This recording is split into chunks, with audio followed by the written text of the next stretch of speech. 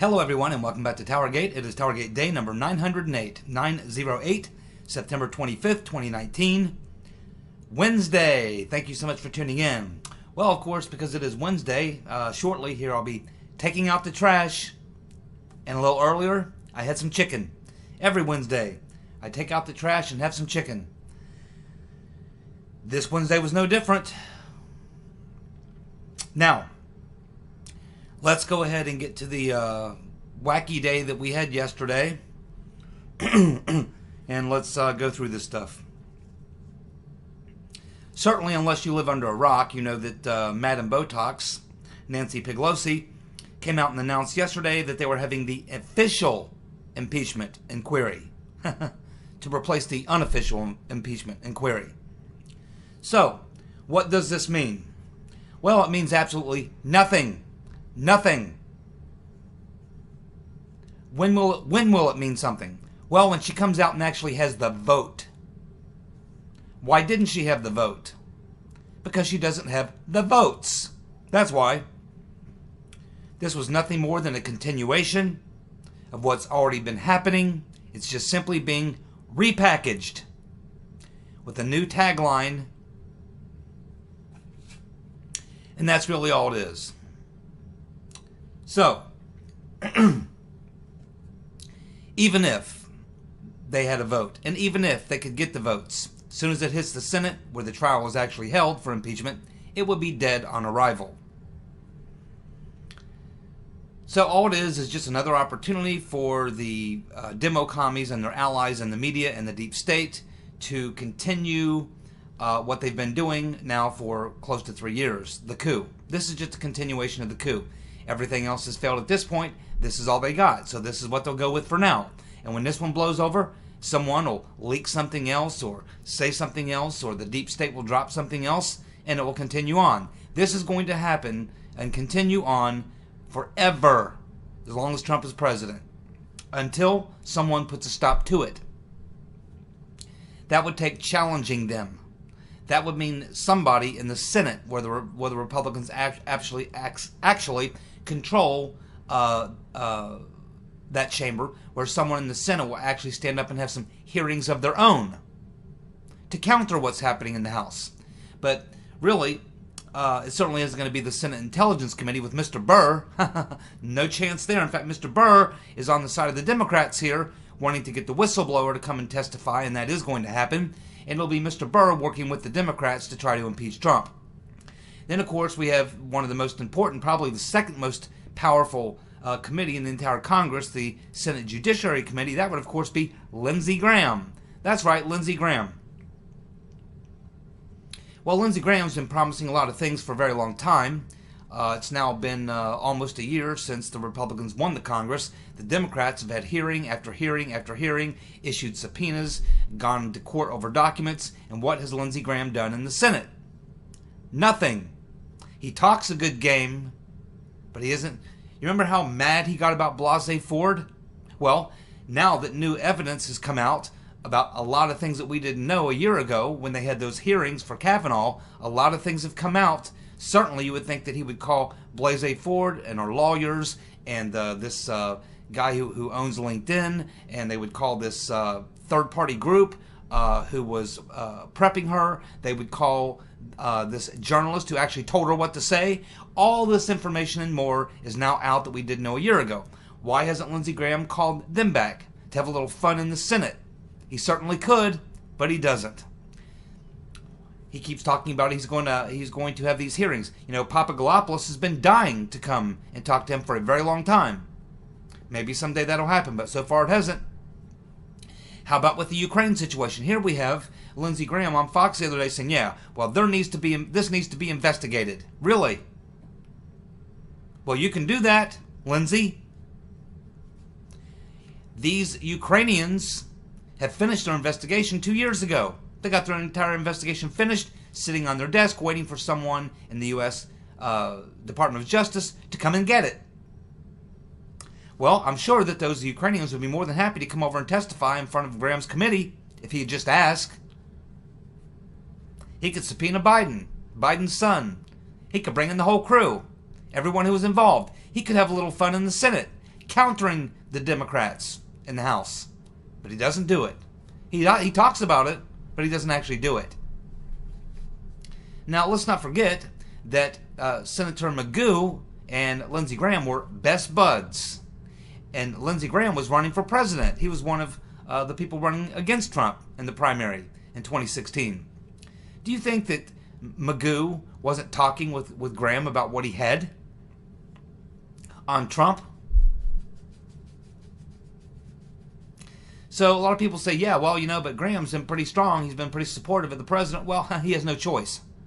He's up for re-election, and he knows that Trump's very, very popular in South Carolina. He has no choice but to pretend to be a big Trump supporter.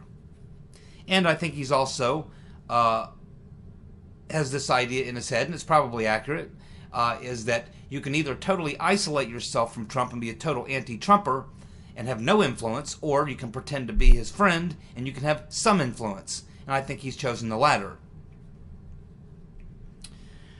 So I don't have much confidence in Lindsey Graham, and he hasn't done shit up to this point. In fact, I'd be happy if I don't see his mug again on TV until he actually starts having some hearings.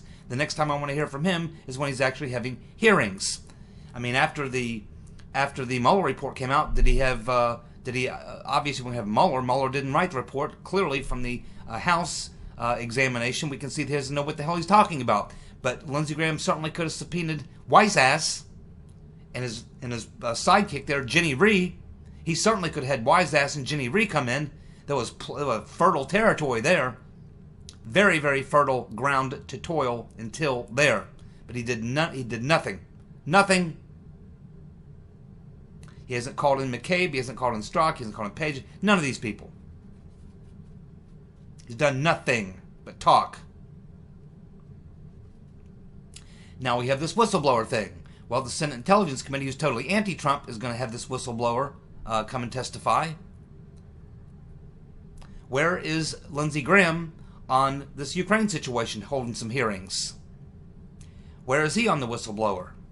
Where is he maybe on the company who the whistleblower hired to represent him, and what their ties are, and what their background is, and what they're known for, and who they talk to?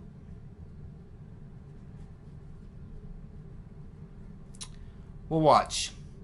We'll watch and see what happens. Now, getting back to Pelosi, so people are saying, well, why do you think she decided to go forward now? Well, she's under tremendous amounts of pressure. That's why. And she's feeling pressure at home. Now, as we mentioned a couple of days ago, she has got a very, very strong female Republican challenger who's going to be challenging her for her seat. And this Republican challenger is already calling for some debates with Nancy. Now, if Nancy, as I understand from what I've learned about this woman, if she gets into a debate with this woman will chew her up. Will absolutely chew her alive. Now, the Republicans have been doing a lot of polling in California in the past year, specifically the last 3 or 4 months. The Democrats always do a lot of polling. And there must be something showing up in the polls in California, including in Pelosi's district, that's frightening her a little bit. And this is not like in Nadler's case where he's being challenged, primaried on the left. As far as we know, Pelosi is not being primaried on the left, but she may be hearing whispers about, if you don't get on board with this impeachment, we're going to primary you, and going directly at her. And this is not something she's used to, and she doesn't want to be primaried. She's already probably getting internal polls and hearing things that this female Republican that's going to be challenging her may be a tough person to debate, and it's going to be hard for her not to. You look pretty chicken and pretty cowardly when you refuse to debate your opponent, and it can really hurt you bad. Now, normally in California, specifically in Pelosi's district, it is so left-leaning that she doesn't ever have to worry. There's been many people who tried to primary her, well, not primary her, but many Republicans who've attempted to run against her, and she just doesn't primary. She just doesn't debate them. She refuses to debate them.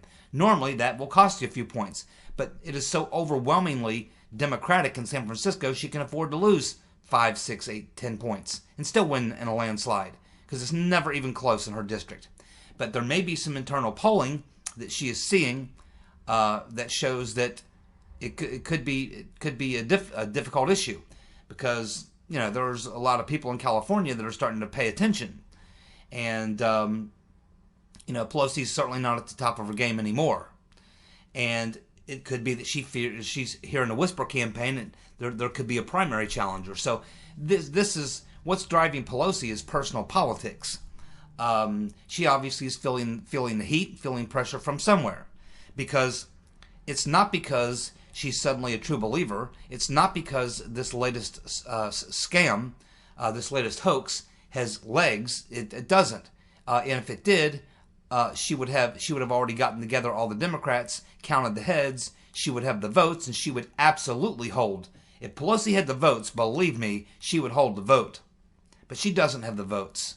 So all she can do is come out and repackage what they've already been doing. Which, by the way, I'm not so sure may even be a violation of House rules. I've never seen this done before. I have never seen this done before.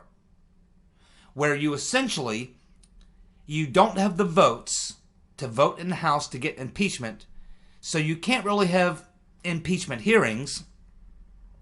So you have hearings which you call impeachment hearings, which actually technically are not impeachment hearings because you never had a vote, but you go out and pretend that they're impeachment hearings anyway, just for the optics.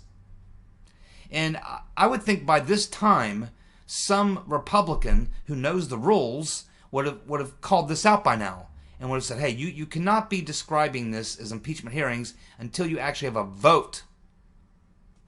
It's like pretend impeachment hearings. Someone should look into that, because this is extraordinary. I've never seen it done before. If this could be done, if this is something that you generally would do, it would have been done against everybody.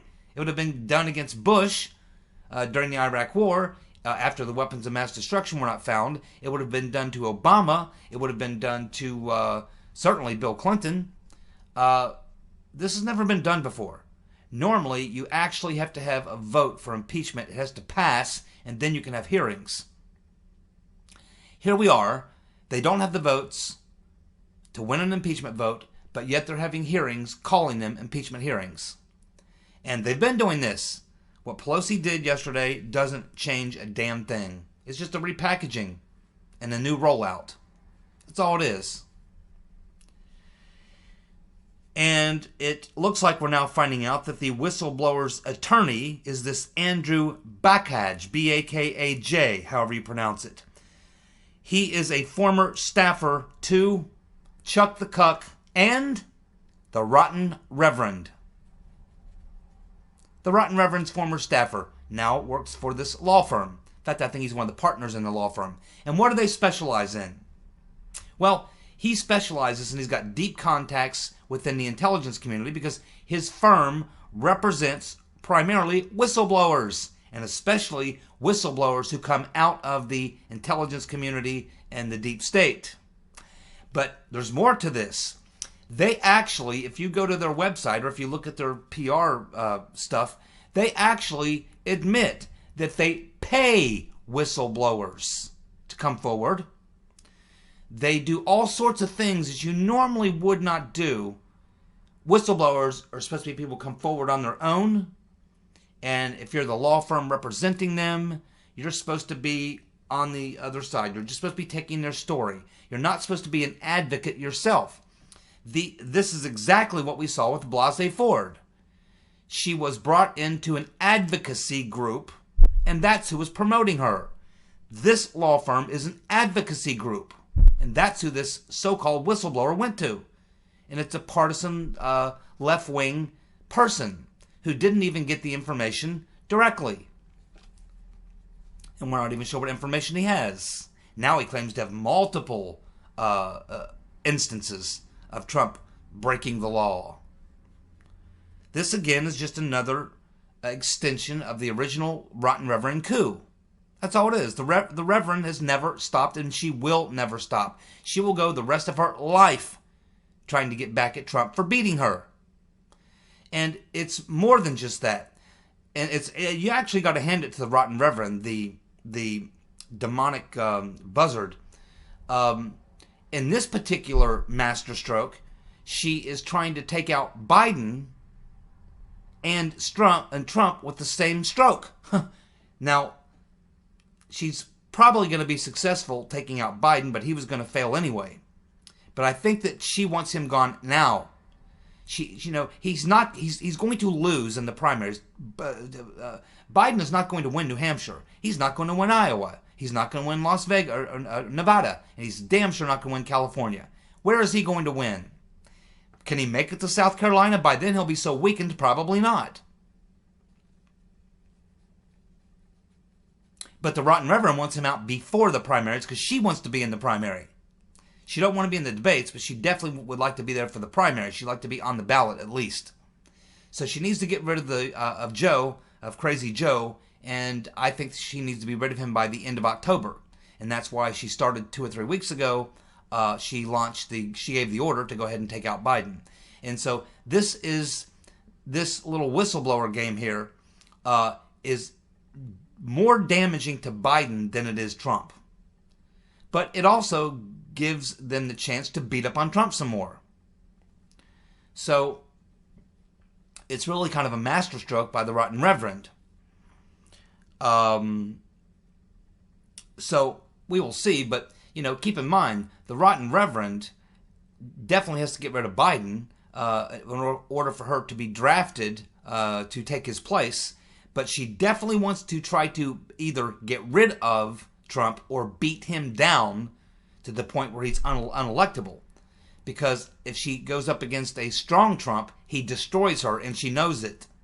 She doesn't necessarily want to be embarrassed twice by Trump. So she really needs to destroy both Biden and Trump to get what she believes is rightfully hers.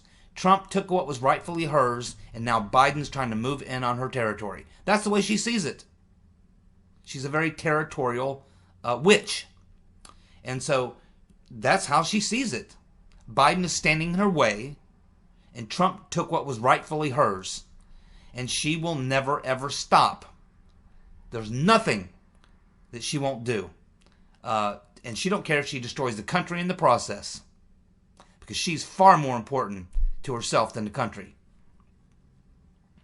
So you got to hand it to the Rotten Reverend. This is a bit of a masterstroke.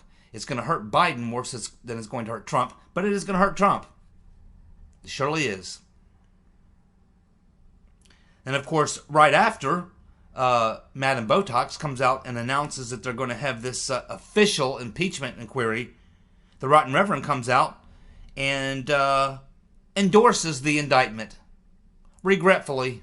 Oh, I'm really sad that we have to go down this road. I really didn't want to have to do this. This is not good for the country, but I just guess we have no choice. We just have to impeach Trump. I hate to see it happen. It's not good for the country. This is not what I want. Oh no, this is not what I want. No, but this is what we must do for the good of the country. We must impeach Trump. Well, thank you very much, Reverend. Thank you very much. It looks like Trump has been advised. He said people advised him both ways, but it looks like his personal feeling, he wants to release this. I would not release it. I don't think it's a good idea. I don't support it. But if it's going to happen, it's going to happen. Unfortunately, it appears that Attorney General Barr told Trump he thinks he should release it. So, actually what should happen is Attorney General Barr should step up to the podium, hold a press conference, and say, okay, I've looked at this, I've read it, there's no crime here. Thank you very much, now go back to your work. That's how it should be handled. But Barr really isn't doing very much these days. I'm losing confidence in Barr a little bit every day. Especially since now it seems like that he may have been helping to cover up the most recent documents received by Judicial Watch that exposed Rodenstein. It appears that Attorney General Barr may have been trying to shield Rodenstein. Now maybe he made a deal with Rodenstein. Hey, if you'll stand behind me when I go out and announce that the Mueller report is a no-go, then I'll cover you. So I don't know if Barr and Rodenstein had a deal, but it sure looks like that Barr was trying to cover for Rodenstein. He really didn't want Judicial Watch to get the documents they got yesterday.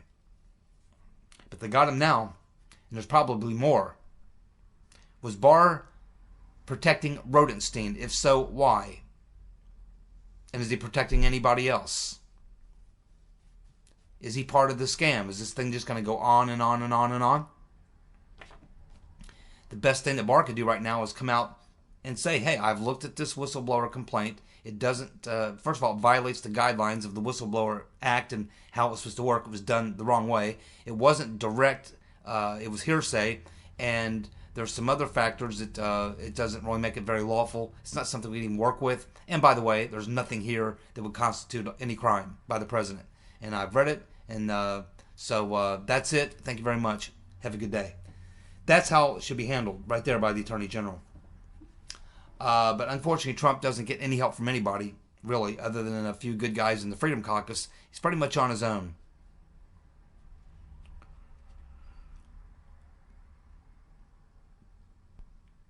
So anyway, yes, I don't like the idea of Trump releasing this. First of all, it seems to me like you're caving into the Democrats. Second of all, once you release this, what else are they going to request? They're going to say, okay, well, this gives us some of what we need. And you know what? It doesn't matter whether or not this document would be obviously clearing Trump as not having done anything wrong. It doesn't matter. It's going to be spun. It's going to be spun to make it look like it's saying something it doesn't say. It doesn't matter what. You can release the document. What do you think the Democrats are going to come out and say, oh, okay, well, now that he's released it and we've read it, yeah, he's right. He's good. He didn't do anything wrong. He's all clear. It's all good. We were wrong. Right. That ain't going to happen. Doesn't matter how much this document will clear him or how much this conversation with the Ukrainian prime minister. Doesn't matter how good it is, how perfect it is. The Democrats are still going to spin it along with their friends in the media and their allies in the deep state. And what's going to happen next? They're going to say, well, you know, there's more. We understand that there's more. Our whistleblower says there's something else. And that's probably in another conversation. So we need that too. Oh, and we also need this, and we need that, and we need this, and we need that. It will never stop. It will never stop. Now that you've caved in and you've subpoenaed and you've given up the document, they are going to be clamoring now for every damn document that they can get their hands on of Trump with everyone he's ever spoken with. And what did the Republicans get in for it? Nothing. Nothing. Now, if Trump would have said, okay, I'll release this, my conversation with the Ukrainian president, if you will release the Obama conversations with Rouhani. Or how about Joe Biden's private meetings with the Ukrainian prime minister, Poroshenko? How about that? How about the Rotten Reverend's conversations with Poroshenko? I mean, I would have gotten something for it. If they want to play that game, I say, okay, I'll release this document if you'll release this document. I mean, I'll maybe play that game, but they're getting nothing here. Just giving Democrats more fodder. They're not going to come out and say, yep, Trump was right. He didn't do anything wrong. That's not going to happen, okay? All they're going to do is come out and spin it and still say, see, here's proof, here's proof. This is what he meant. This is what he did. And they'll play semantics, and the media will jump on board. You'll get more and more of this type of stuff. It's never going to end until someone puts a stop to it. And the only person who can put a stop to it would be Attorney General Barr. Now, Lindsey Graham over there in the Senate controls the Senate Judiciary Committee. He could be holding hearings with a lot of these people and countering the hearings that they're having in the House. But he doesn't do that. He just talks a lot about doing it. But he doesn't actually do anything. We'll just keep watching and see how that goes.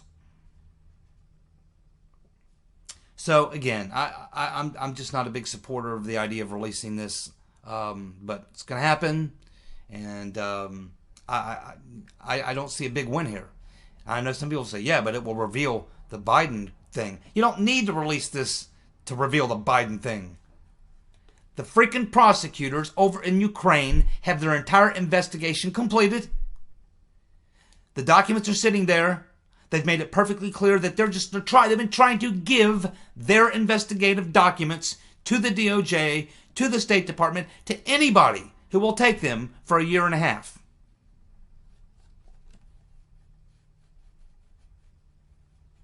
Why don't you get them, Senator Graham? I wonder if Barr's interested. I mean, He had Mr. Durham traveling through Europe. He was probably in Ukraine. You think he might have popped in there and grabbed that investigative report? It's all there. They did a money laundering investigation on Biden and this company and his son and some others. They've tracked every single transaction. They've got it all. They've got the report done. You could go to court and prosecute with it. And they're saying, please, take it.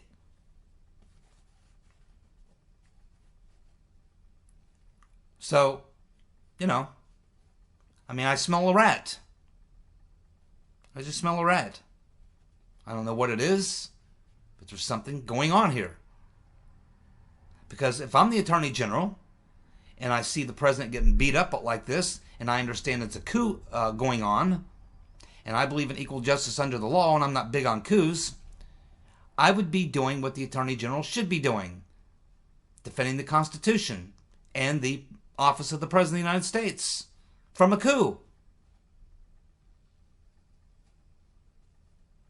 Barr could have gotten that report from the Ukrainians, could have had his lawyers there read it.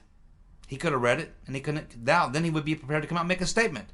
He could say, "Hey, I've read through this conversation, the transcript. The president did nothing wrong here, but I've also read through the prosecutor's reports from the Ukraine. I've read the entire investigative report. It clearly shows money laundering. All the evidence is there, and I now have my Department of Justice working on that." But I haven't heard a peep. And Barr's telling Trump, yeah, go ahead and release it.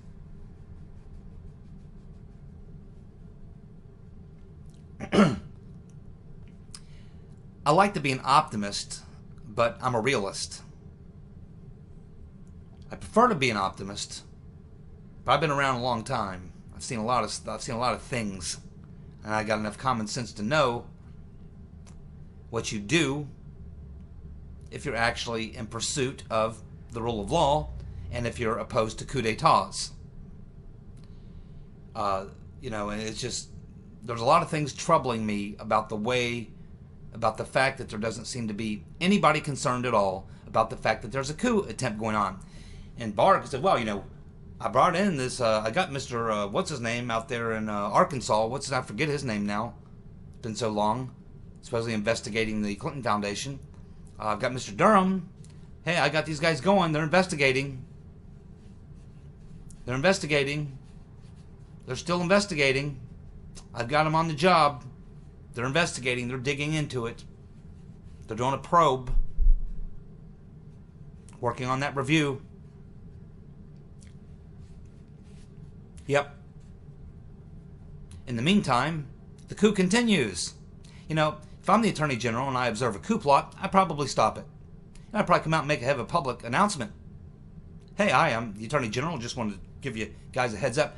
In case you haven't been aware, we've determined now from what we've been reviewing as part of this criminal investigation that we're doing, that there's actually a coup attempt in play.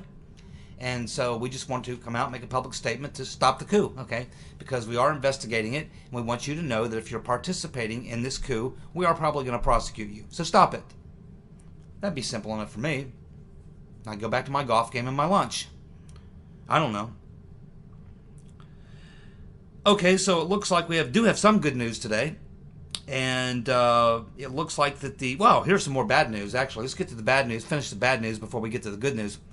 Well, it looks like the bad news, more bad news, is that the Department of Justice has ended their investigation of Tony Podesta. Tony Podesta, of course, who was the guy who Manafort hired to do what Manafort's now in jail for. And, of course, Tony Podesta, they have found no charges. No wrongdoing. He's free and clear. Tony Podesta. He beat the rap. How about that? I bet you all are surprised at that. One and all. You guys are going, damn, I thought they were going to get Podesta. I was sure of it. Nope. Tony Podesta's walking scot-free while they carry out the coup against Trump. Now, one thing that was great, again, because it was Trump, he gave an outstanding speech at the UN today. I didn't get to watch the whole thing. I just watched some highlights, but man, oh man, oh man. Woo! damn, that's maybe the best I've ever seen any American president do at a UN speech. Because, I mean, he went right down the line, man. He called out, let's see, I wrote it down. He called out the globalist and globalism, what a failure that is. He called out, and he definitely talked about the fact that nationalism, not globalism. Your job as a leader of your country is to put your country first, not globalism. He definitely called him out. He called him out on open borders. People who advocate for that. He called him out on socialism and what a massive, disastrous failure that has always been. He called out China for their unfair trade practices and currency manipulation. I mean, he just went right on down the line. I mean, and the speech was really, the outline of the speech was to be about promoting religious freedom. But, I mean, he literally just hammered the deep state and the globalist point by point by point. It was absolutely masterful, and that should literally be in the Hall of Fame somewhere. It should be in the Hall of Fame of UN addresses. It was absolutely unbelievable. I mean, really surreal, because we've all seen so many presidents go to the UN and talk at the UN, and you never hear anything like this. This was absolutely unbelievable.